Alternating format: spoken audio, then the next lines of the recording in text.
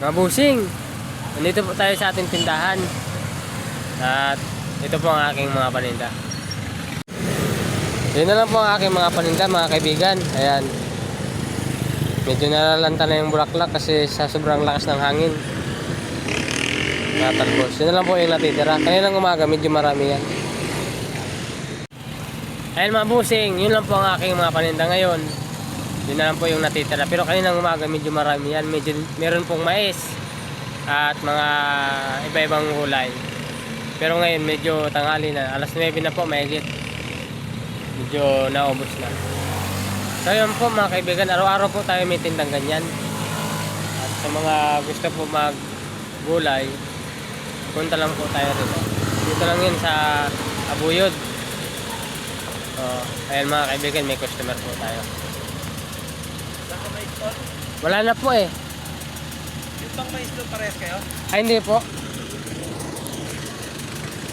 Kailan ka magkakaroon? Kaninang umaga meron eh. Wala ka na? Wala na po. Ano si? Oo. Sige po.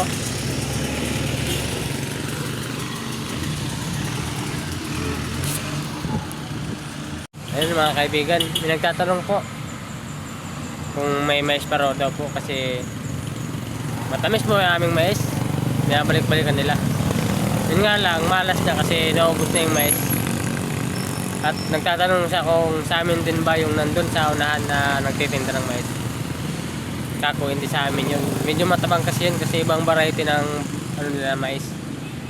Medyo mumurahin lang yung binhi nila. Hindi katulad dito sa amin na lagkitan. Yung presyo ng binhi namin nasa 1.4 mahigit, 1.450 ata. Sa kulang-kulang 1.5. Ganun mga kaibigan. So yan po, hanggang dito lang ang ating video at magandang umaga po sa atin lahat. Yan po mga busing, merinda po tayo ng ano, nilagang saging. So, binili ko dun sa tindahan. Sa isang isa. Yan po, merinda po tayo.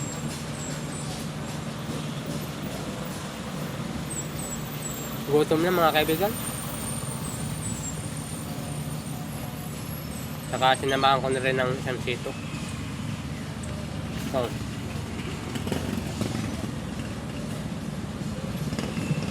wala lang sito na green.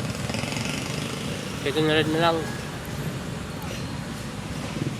Ayan, bibili.